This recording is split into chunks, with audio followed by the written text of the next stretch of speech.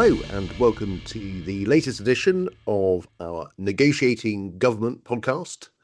And this episode is about negotiating with government specifically, the view from the inside. I'm David Gauke, Chair of Negotiant, and I'm delighted to be joined by Miranda Worthington, who had a long, distinguished career in Whitehall in many departments, culminating in her role as Director of Industrial Relations at the Department for Health and Social Care, where she certainly had plenty of negotiation experience there. But at an earlier stage in her career, she was also an official at the Treasury working in tax policy when I was the tax minister. So we worked together many years ago. Miranda, welcome. Thanks very much, David. Great to be here. Very good. So what we're going to be talking about today is negotiating with government and why that is a bit different, why there are sort of particular factors that you need to bear in mind, given that in any negotiation, it's really important to understand the other side. What is the other side thinking about?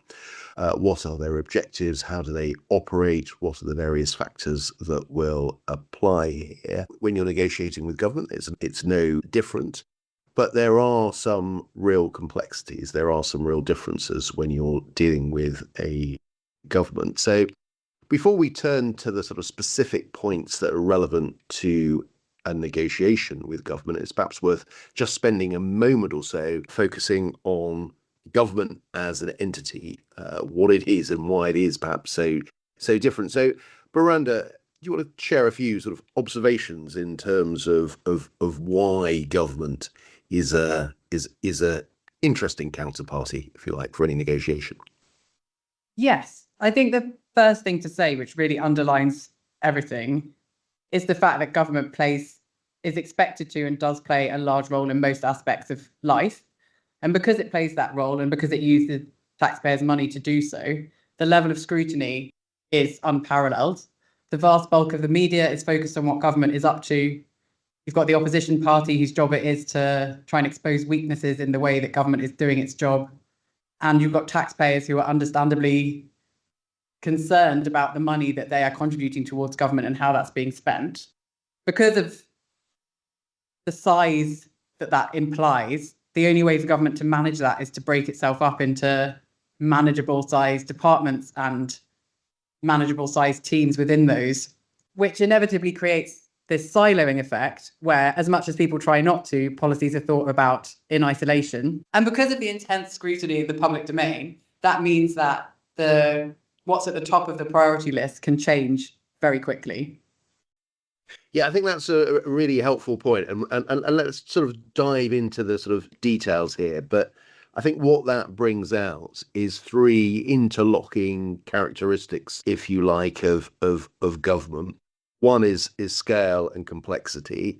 The other is about accountability and scrutiny. And the third is these sort of multiple ever-evolving objectives. And of course, they all kind of come together, but in an attempt to provide some structure to our listeners, let's try and address this one by one. So, Miranda, let's sort of start off with this point about complexity and scale of government. And as you say, government just sort of intervenes in almost every aspect of our lives. And the scale of that means that if you're trying to manage within government, you have to break it down, as you say, and we have these different sort of silos in place. And then you've got this issue about how does that operate in practice? Now, you were a long-standing official. You've worked in plenty of departments. Do you want to say sort of a little bit about how complexity and scale governs the operation of government and what that looks like if you're trying to negotiate with government? Yes. So I think the first thing to bring out is that all adds up to an extremely complicated internal negotiation, or what we call an internal negotiation in negotiation, where the government's trying to get its own side in order. And a few features to bring out include this point about silos. So it may be that the objectives for the person that you're negotiating with are very clear, but once that goes up the chain, perhaps to the top of the civil service, or when the advice goes to ministers and the people who are looking at have a broader view, you find that actually other objectives are coming into play, and what's going on for the negotiator actually turns out not to be the right thing anymore. Yeah, because you could have that, between different departments. Of course, you might have a spending department that's trying to solve one particular problem, and you've got the Treasury who's worried about you're spending too much money. Or can it happen within departments? Because even within one department, you'll have multiple objectives. So people can't be kind of left to freelance. Officials can't be left to freelance because there's a sort of wider strategy that is going on, and not everybody is going to be able to see the bigger picture. Exactly. And of course, a good official will be managing all of that whilst they're negotiating.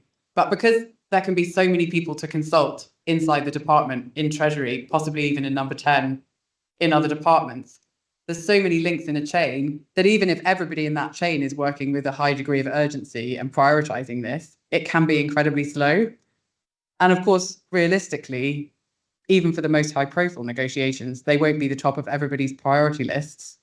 And I think there's something worth saying here about often the other things that are on ministers' priority lists are very serious. And so even a very important negotiation can be something they can't turn to immediately. And that feeling of things being slow can be very frustrating, in my experience, for a counterpart. And to be honest, it can be frustrating for the government negotiator as well. We definitely had some experiences in our negotiations where that pace was actually interpreted as an act of bad faith, of not being able to keep to what seemed like a relatively simple timeline from the outside. But it was all because of the complexity of the internal negotiation and actually not a sign about where we were going.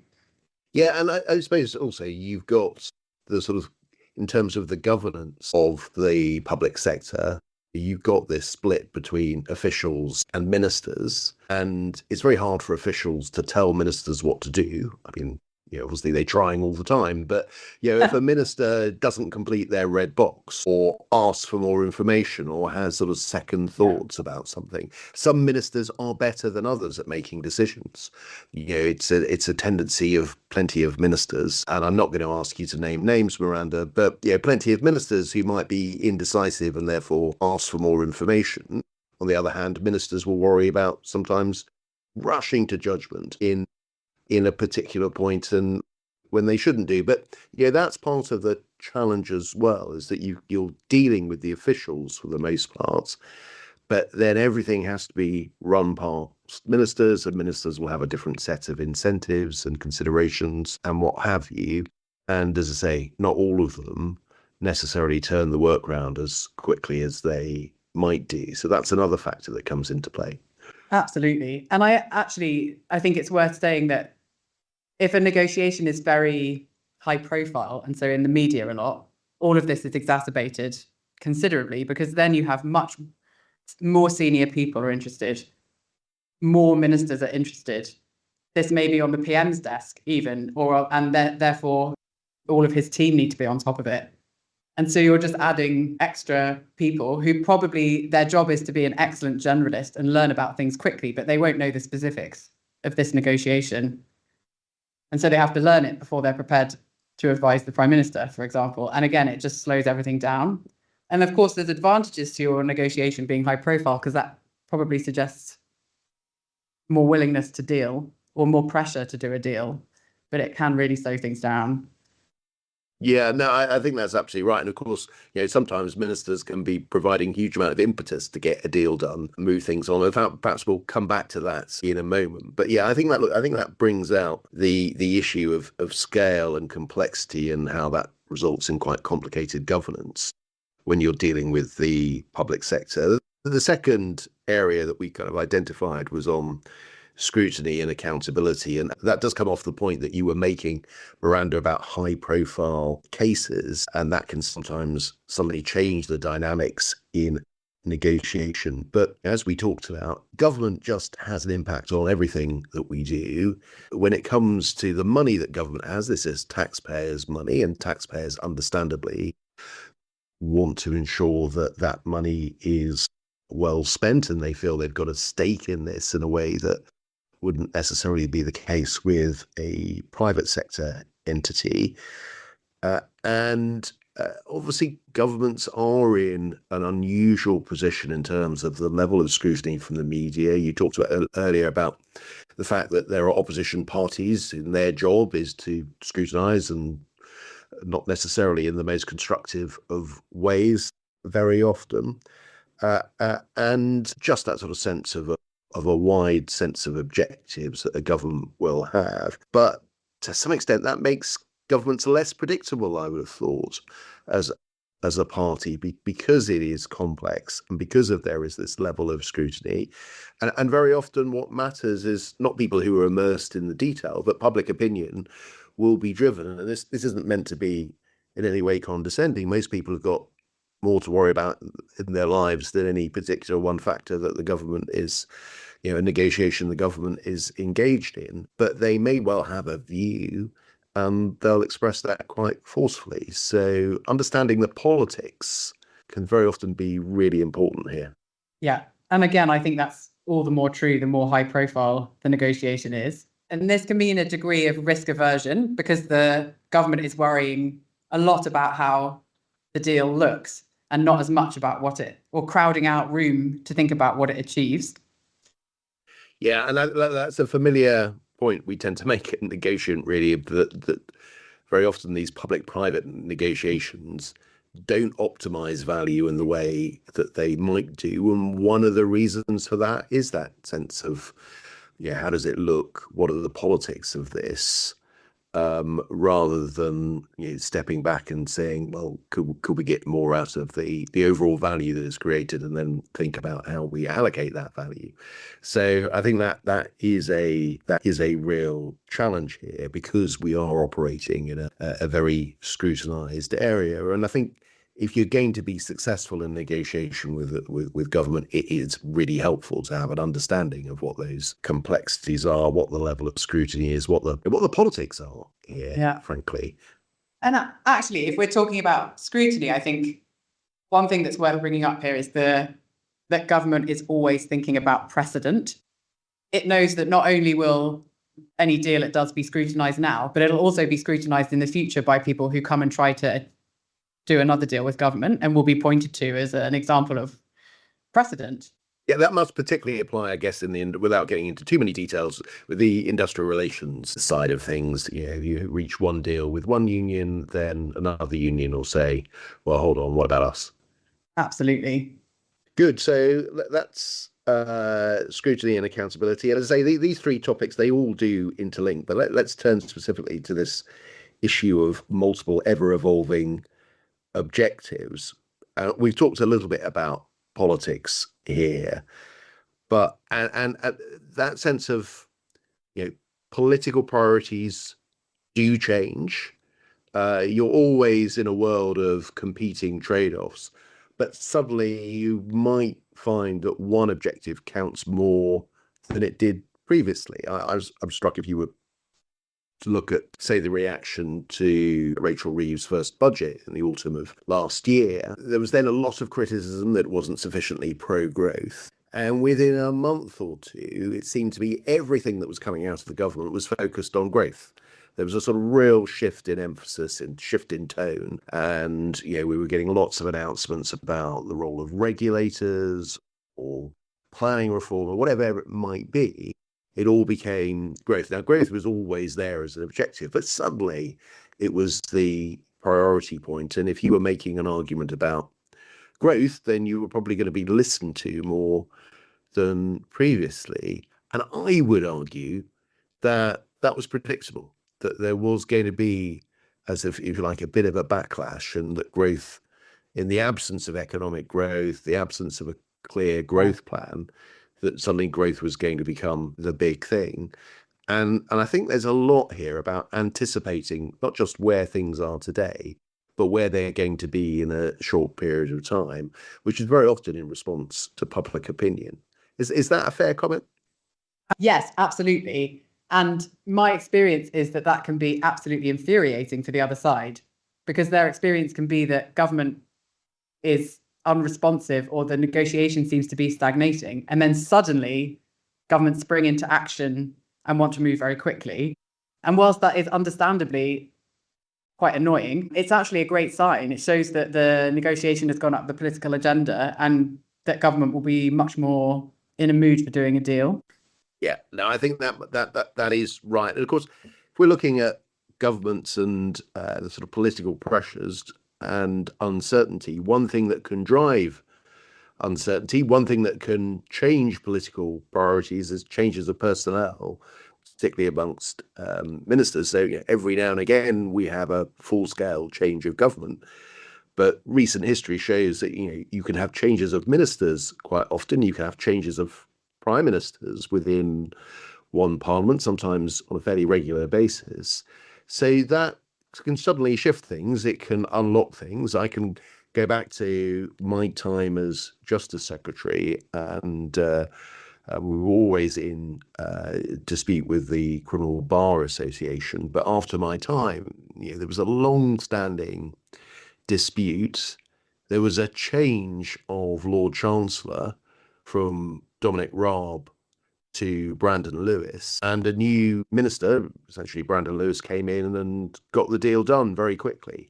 So you've got that factor as well, as changes of personnel, changes of governments can change the dynamics of negotiations very quickly. And of course, everybody knows that sometimes if they think there's going to be a change of government or change of minister, that's something that someone needs to really understand when negotiating.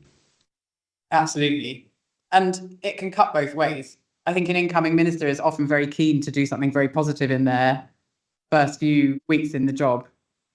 And that can be very beneficial. But you can also have a brilliantly aligned or very carefully and painfully aligned a negotiation just ready to be done. And then you have to go back a few steps while you wait for the new incumbent to decide what they want to do. Yeah, that's certainly true. Now, one objective that is always there or thereabouts, perhaps more prominently in times of fiscal distress than others, is about making the sums add up. You and I, Miranda, both had experience in the Treasury, where that's very much a key objective. Do you want to just say a word or two about how important that is in government, not just from the Treasury, but more widely? Yes, and I think we were saying right at the beginning about how most policy areas are siloed in government. Money is not siloed. It is everybody's problem.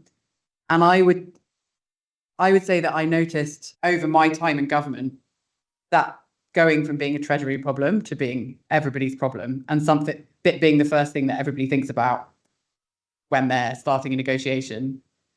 Treasury might not agree with that because I bet it doesn't feel like that to them, but it's definitely been my experience in non-Treasury departments or in spending departments. And I think, when engaging with government or having a negotiation with government, counterparts can find it baffling that they can present a well-argued, well-evidenced case as to why something will bring good outcomes or possibly even bring savings, and government seem completely unmoved. I think it can come across as quite unimaginative. But actually, you and John Hall were talking a little bit about some of this in a previous podcast that you did.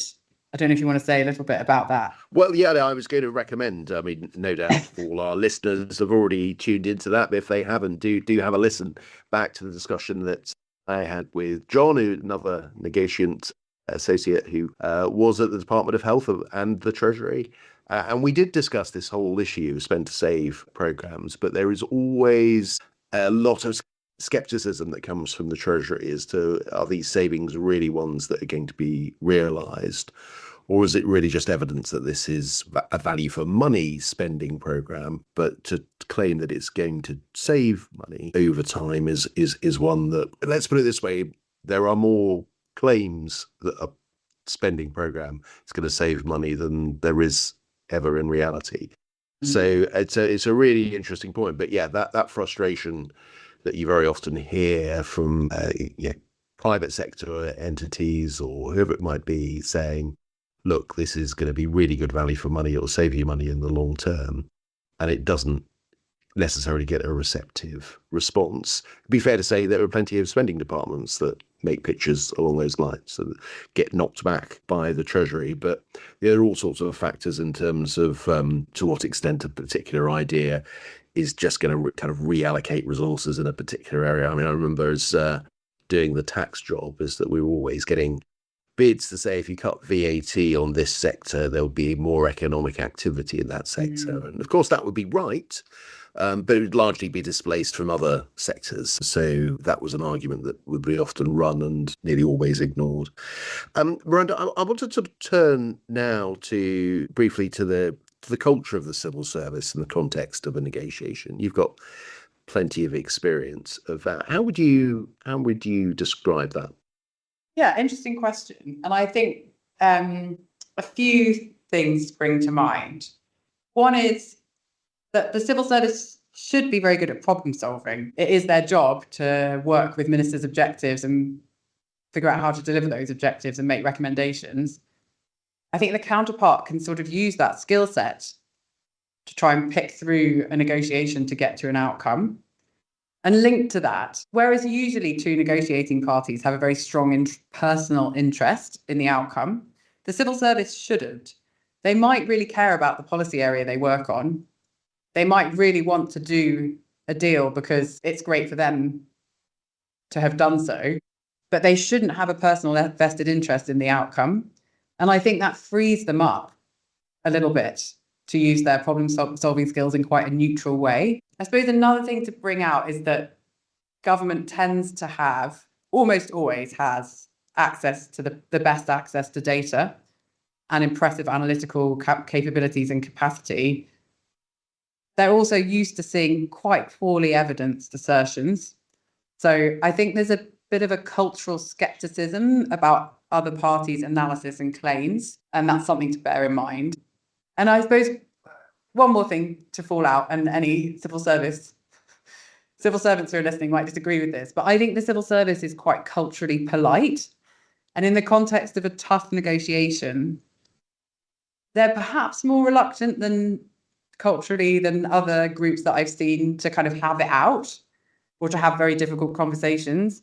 And I think that some of the very effective counterparts that I've worked with have sort of been very careful about when they take a slightly more antagonistic tone with the civil service and kind of use that to their advantage a little bit, knowing when to be unreasonable.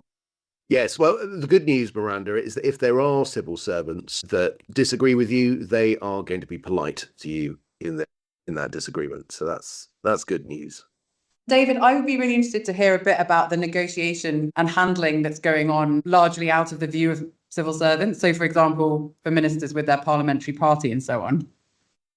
Yeah, I mean, politics is all about negotiation to some extent, in the sense of you try to keep your coalition of support together, whether that's your parliamentary party or indeed the kind of wider party. And there is a challenge there in terms of spotting potential rebels, for example. And I was Secretary of State for Work and Pensions. We had people who were unhappy with how universal credit was developing.